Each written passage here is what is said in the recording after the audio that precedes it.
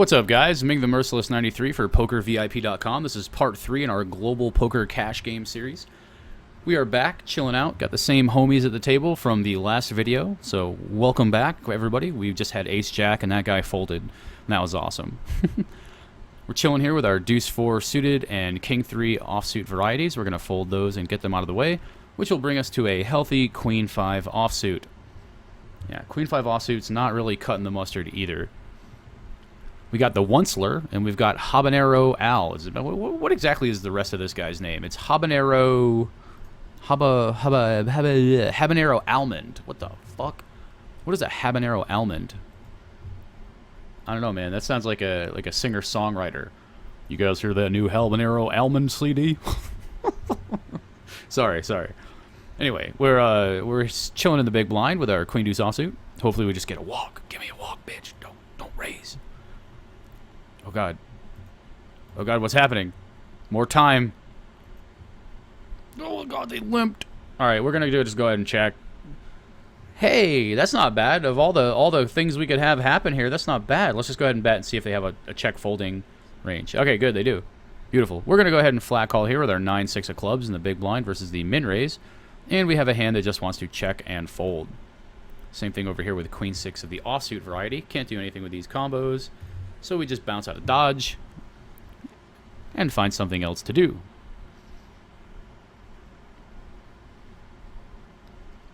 Ace 10, Ace 10. A little bit of that chop action.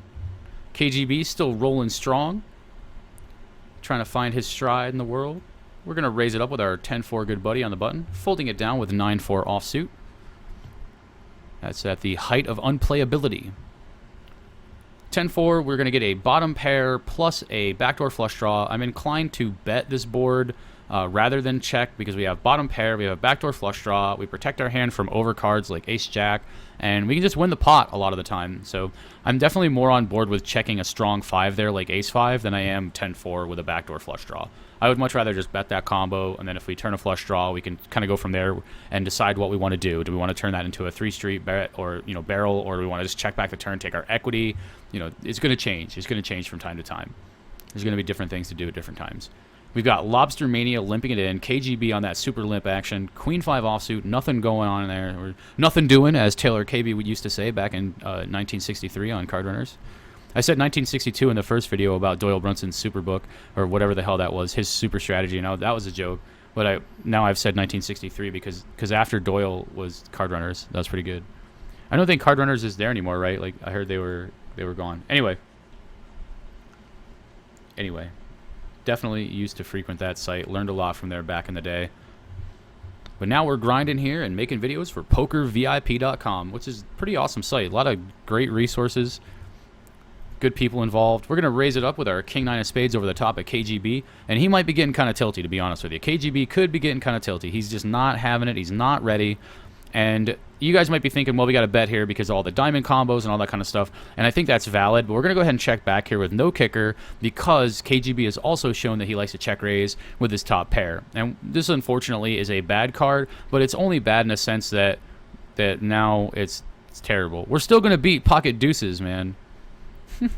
So if we bet the flop, he probably just calls with that combo. But the reason why I check there is because on a blank turn, we get to bet the turn and check the river. So even though we got one of the worst cards in the deck and that it beat us and it put a flush card out there, the benefit of it being one of those cards where you're not going to see any action is that you still get the showdown. So, yeah, we would rather have bet the flop against his exact hand, and yes, his range is wide, but against players who have shown a propensity to check raise and play, a wide range of kickers that are still going to beat King 9, then you're not always going to want to bet that. So I don't mind checking back there because the only bad cards in the deck are really an ace or a diamond, and that's going to happen about a third or a fourth of the time, rather, about a fourth of the time. So if we don't see a diamond and we don't see an ace, he checks the turn, we bet, he calls. Even if the river sucks, we check back, we get the showdown. That means even if he hits an ace and he draws out on us, sucks out on us, whatever you want to call it, we don't have to put any more money in the pot, and he's probably not going to lead out. He's probably just going to check to us.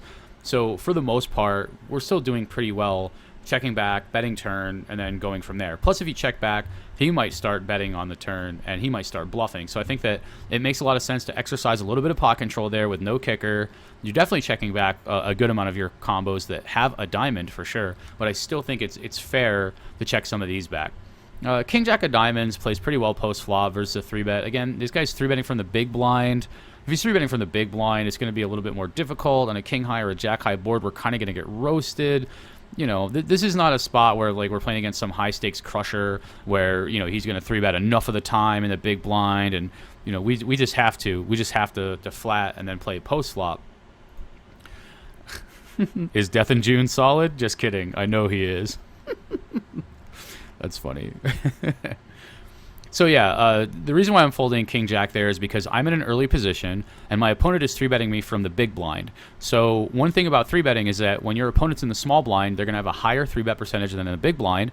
And if your opponent is facing someone in a later position, they're going to have a higher 3-bet percentage than someone in an earlier position in a lot of cases. So when I'm in an early position and he's in the big blind and he's just going to flat call a wide portion of his range, I think it's a bit worse for us to be flatting with hands just because they're suited like that, because if I hit a jack or I hit a king, I'm almost always dominated and I'm going to have to give him a good bit of value, and he's going to have ace king and he's going to have queens, kings, aces, pocket jacks. Like all of those hands are beating us.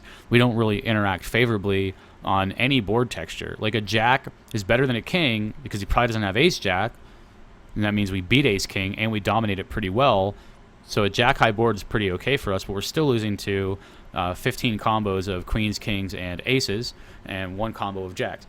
That's a lot. And then versus what bluffs are in his range. Like he might not have any bluffs at all. Remember, we talked about bluffing combos versus value bet combos and ratio, and I think that that's a spot where your opponents are severely under bluffing pre-flop, which is going to lead to them under bluffing post-flop. So even if I get a favorable flop and I get a jack and I'm beating ace king, I'm blocking ace king down to 9 combos that I'm ahead of, and there's 15 combos of overpairs that still beat me, plus 1 combo of jack. So 16 combos crush me. I'm ahead of 9 combos if he only has overpairs and ace king. Just sort of that static 3-bet range from big blind versus under the gun, or under, you know, worse, you know what I mean, early position rather. My bad. I'm stumbling over my words as we raise it up with pocket jacks here in the small blind. Uh-oh, we're bad. No, he's bad. That's how you know the site's good too, guys, and the games are soft, because dudes are popping off in the chat like fucking Doritos and shit, you know. Wait, Doritos don't pop. What's Pringles? Pringles pop, right? Okay, good. Like Pringles. Popping off like Pringles. Either that or some Orville Redenbacher popcorn type jive. How's the weather in Taiwan? Man, yeah, these games are good. They're pretty good. These games are funny. Definitely consider giving Global a check out. See if it's the site for you. I'm sure there are links below somewhere for y'all to clickety-click. We've got the King 7 of diamonds. That's a fold in this position. But yeah, I think that when you're trying to read hands, you kind of have to narrow things down from the pre-flop box. So like if I handed you a box of crayons and it had just a red crayon in it, and then I asked you, what color is my crayon? You would know it was red because there's only one crayon in the box and it's red. Now, if I said, what color is my crayon, and I handed you a box, you basically you had to guess what color my crayon was, and you knew that the box had like 30 red crayons and 15 green crayons, you'd still guess, red, because you'd be right 2/3 of the time, but you'd still be wrong a small percent of the time. So here I'm not going to 3-bet the king queen suited. We're going to kind of under rep this. We are playing just 5-handed. Dude was sitting out. Oh, so we got another green labeled dude sitting down. This is a board where he should not be continuation betting at a high percentage, and this is definitely basically a board that favors me. I have 8-9, he doesn't. I have pocket 4s. He probably checks pocket 4s back, so he definitely has some 4s. And of course we have the flush draw as well. It's actually a pretty good board for me in general to go ahead and bet the turn and the river as a bluff. And if he gets, if he calls us with a 4, that's fine. If he calls us with a 5, like ace 5, then we got owned. But generally going to have to bluff here. We have 2 pairs, we have straights, we have 4x, and we have 8-9, and our only bluffs are really missed flush draws that aren't ace high. So we have one of our bluffing combos, and we get the fold on the river. Well, that's pretty good. And when I say that aren't ace high, because a lot of our ace high hands are going to be a straight in that spot, or it's going to have a pair and check down, or we might even just check the ace flush draw on the turn and try to get the showdown. So the types of combos that we're going to be bluffing with there are going to be 8x, 9x, and then backdoor flush draws that aren't ace high most of the time, unpaired combos. It goes, we're going to fold with this guy only having $10. But yeah, I'll probably continue making videos, and I'm going to be doing a good bit of coaching on my stream. So if you guys like what you see here and you would like to see, various stakes, whatever, various sites with other players, or you'd like to ask me a question or come chill out and hang out, whatever yourself, you can always check out twitch.tv/MingTheMerciless93. I will be streaming tournaments quite a bit, some cash games, coaching, just a general smorgasbord of poker knowledge. Always trying to get better myself, student of the game. There's a lot of facets of poker that are really important to get, and as you get better at poker from a mechanical standpoint, and the actual playing of the game, you have to really work on other areas like your mental game. Mental game is more important almost in personal management than even being good at poker. Let's say you take a guy who's got a small win rate that plays a ton of volume, then you got another guy who's got a massive win rate but plays like 5,000 hands a month. Clearly, the guy with a smaller win rate is going to be a better professional poker player from that standpoint, if you had to ask, because he's generating, even though he's not as good as the other guy, he's generating more money because he's got more volume. So it's like you really need to put a lot of volume in whatever format of poker that you're playing. I mean, it's important to work hard at the tables and put in a bunch of volume, but it's also important to work hard off the tables and really get better. And like I told you guys in the previous video, you can start modeling scenarios. You can get better at hand ranges, use Equilab so that you can sort of count things out, figure out what's happening in spots, what your range looks like, what kind of combos you could use as a bluff, whoa, how are we just taking a walk with pocket kings, man? What is this shit? Let me get a run back. What the, yo. And we're going to fold queen 9 offsuit in the small blind. But yeah, you're going to want a few different things to work on to get good at poker. And the first is the mechanical portion of the game. Get good at the actual mechanical portion. What am I c-betting? What am I checking? Balance, all that kind of stuff. Bluffing, value betting, just whatever, all that stuff. Playing poker, you have to get good at the actual game itself. And then you have to be able to put in volume. So being able to put in an X amount of hands to generate win rate. And then you have to be able to put your mental game together in a sense that the ability to continue to play your A game while you're playing is extremely important. So exercising tilt control, so to speak. So those are the three elements. You have personal management, you have volume management, and then you have how good am I at poker management? Like, constantly trying to get better. So we have a board texture of 7, 9, jack. Any 10, any 8, any hearts interact here. This guy's got a short stack, and we are not in great shape with our 7. We have bottom pair. We have no backdoor draw, and it's really important to have backdoor draws that can beat value combos on the flop. So a lot of the times I see some of my students, and they're like, oh, well, I called with a pair, and they call with a pair with no backdoor draws, and that's way worse than calling with a pair that actually has backdoor draws. And the reason why is because if your opponent, let's say, flops a set, and you just have a pair, if you have a pair with no backdoor draw, then you're not going to be able to ever beat that set. You're just going to bluff catch, and you're just either going to fold or, make a tough call or make like a sizing call, whatever, and then you're just kind of boned. You don't have a way to beat that set. But if you have a backdoor flush draw with your pair, and then you call, you can turn a flush draw, make a flush, beat a set, stack a dude. It all sounds good to me. So this is another one of those spots where when this guy flats, he probably doesn't have a lot of ace-x combos. He's probably got a lot of pairs in general, and then you have this other guy here as well. So I'm just going to go ahead and bet this board, even though heads up we're checking a lot. I prefer to bet here specifically because we have position on this guy, and he's the third guy in, so he's got a bit of a wider range.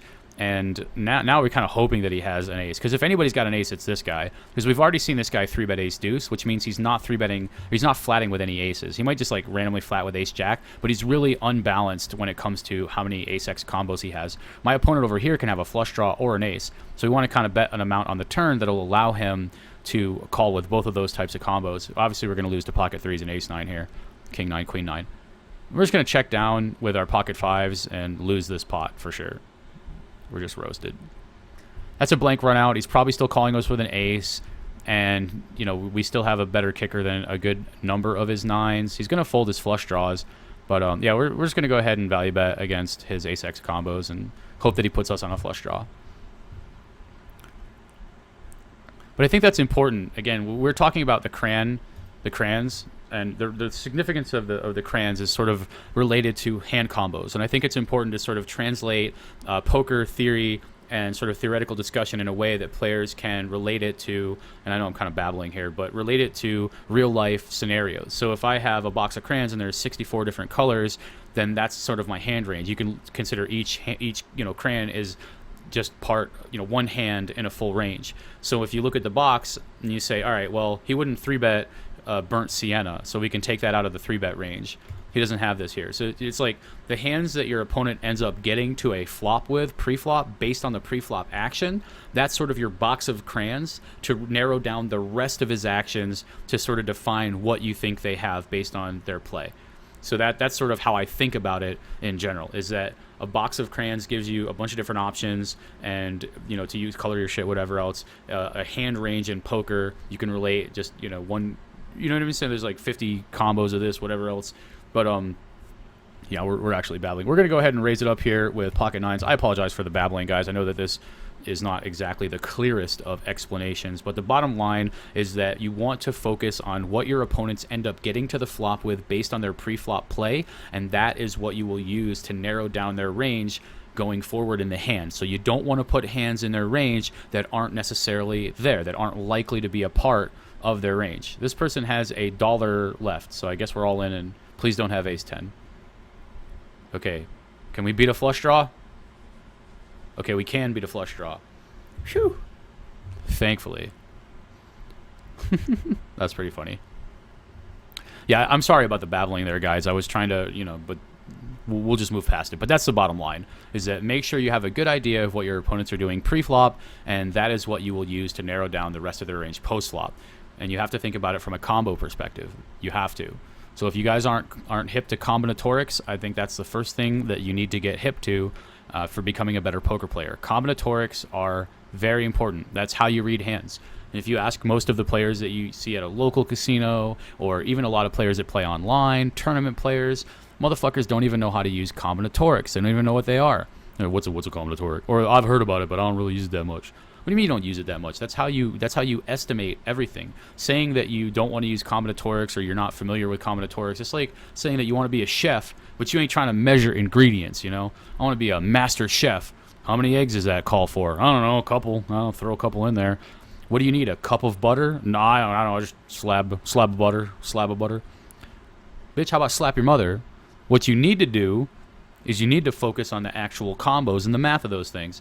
So we have this guy with 10 big blinds, and this is just going to be a profitable shove with ace-9 offsuit, unexploitable. Once your opponents are short stacked at the table, you can essentially just play tournament strategy.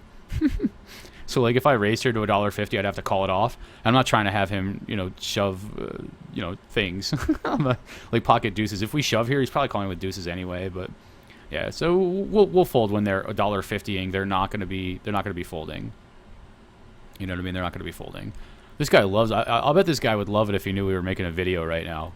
I'll bet he would love it. I bet he would. Hey, we've got 6-7 of the clubbed variety. We'll see how this emerges as we have position on emerge.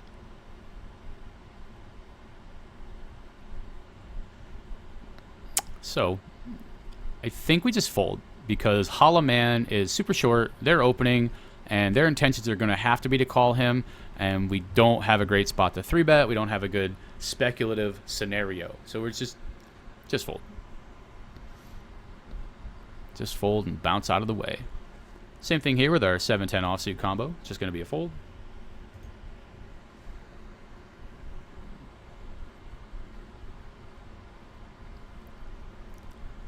King-9 offsuit variety. Folding that.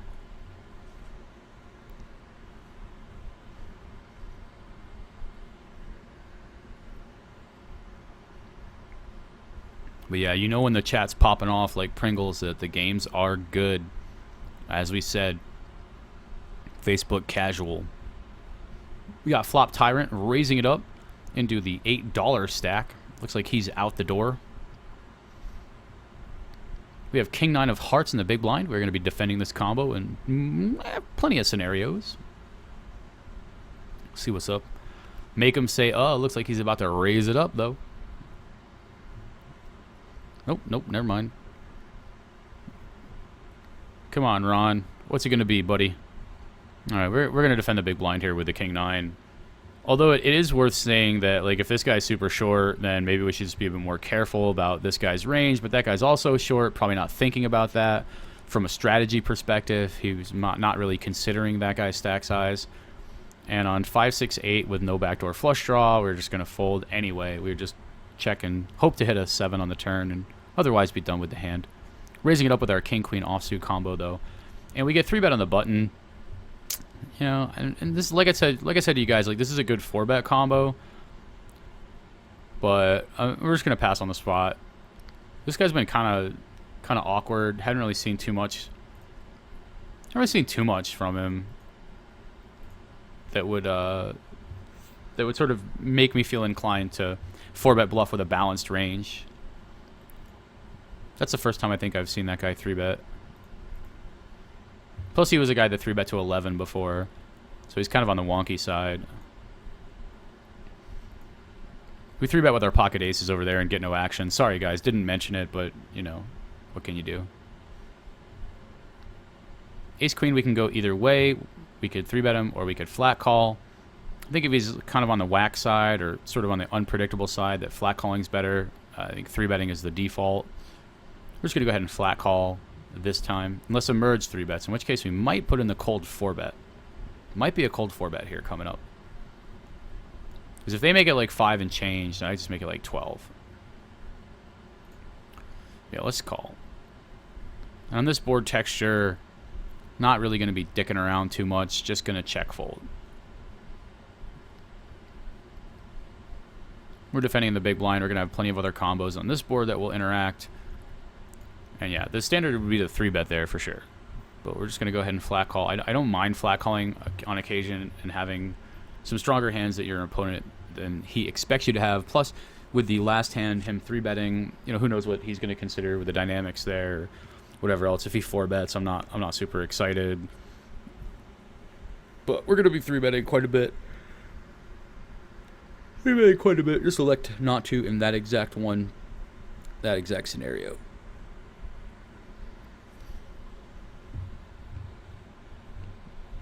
We're going to fold Jack Deuce offsuit. Now we could 3-bet him with this. Oh, looks like we got Soda Pop back. What up, Soda Pop? No, we're not going to 3-bet this. We'd 3-bet Queen 8, Queen 9. We will raise it, though. Even though Hollow Man's there, it looks like he's been playing relatively tight from what we've seen. Hasn't been shoving a lot. This is probably as he shoves on us right now. And then we get the folds. That's beautiful. Ace Jack of the spaded variety. We're going to raise and call it off against Hollow Man.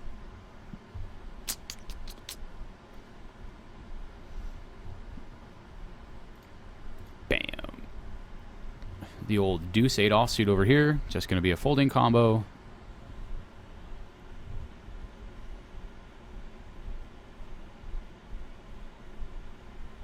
This guy might be on some sort of drugs. Some sort of alcoholic beverages. Not entirely sure. Seems to be a bit on the awkward side of things. 2-6 Jack, relatively dry board texture, clearly good for us.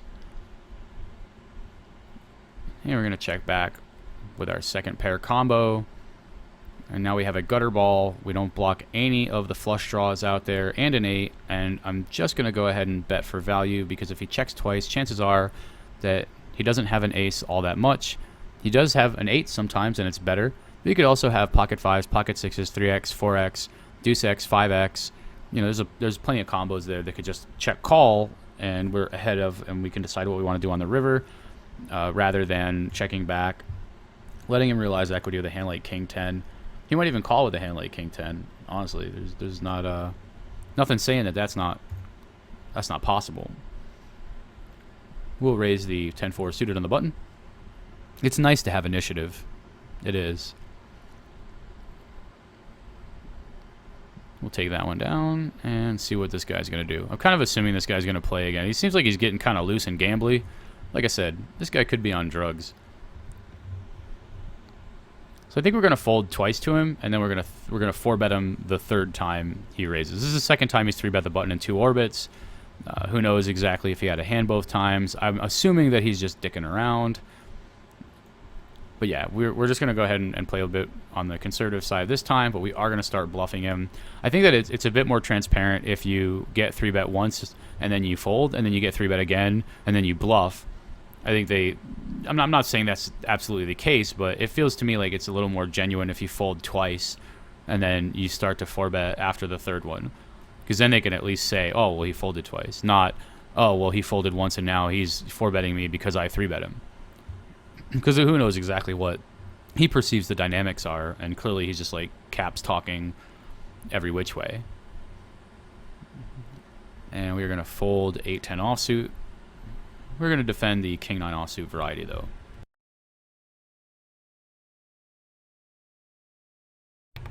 We get the King of Diamonds here, but it's a relatively dry board texture. We do block King Queen and King or Queen 9 rather. Versus that $3 bet, we're just going to let this go. That's a really big bet. That's a really big bet for that dry ass board texture, so we're just going to kind of peace out.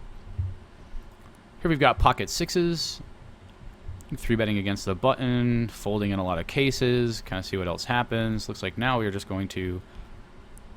Well, do we want to just shove against this dude?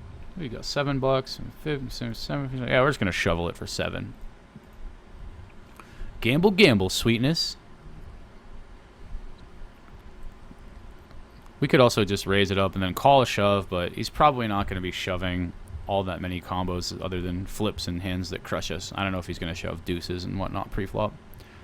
So we have a jack, and we have a backdoor flush draw, and he leads out on a board where we're basically just drawing to a backdoor flush draw. If he ends up having an ace or king queen here, you know, we're not in great shape, especially king queen. King queen's completely screwing us, and he's leading half pot. He probably has an ace here a lot, and the problem is that if he has an ace, well, maybe he has ace 9, maybe he has ace jack, maybe he has ace 10, maybe he has king queen. You know, I don't know what our outs are and what our outs aren't. I know that he also could have ace-x of diamonds as well. So I mean, it's kind of a tricky spot to be bluff catching down. And we're just gonna go ahead and fold. Just gonna go ahead and fold. Don't remember too many lead combos from that guy, but that's why it's good to take notes. Definitely gotta take notes. And I think that's really important on a site where, you know, you have all these screen names, but you don't have a HUD. Want to take notes on what certain people are using from sizings and how that affects their, you know, bluffing frequency versus value range.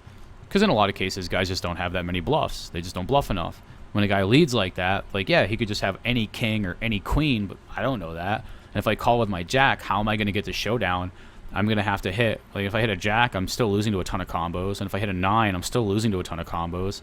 If I hit a backdoor flush, I'm definitely not ever folding a backdoor flush. But at the same time, you know, I'm still going to lose some portion of the time when I make a backdoor flush. Especially if the board pairs and it's on a paired flush card. So I mean, the backdoor flush is of not great use there. And it's a board where he's probably not going to be leading that wide when I also have all of the strong hands on the board. Like, I'm uncapped. And he's a casual dude, right? Like, he's not thinking, oh, this guy's uncapped. He has all the sets and king queen. I guess I'll lead into him with ace fucking deuce, right?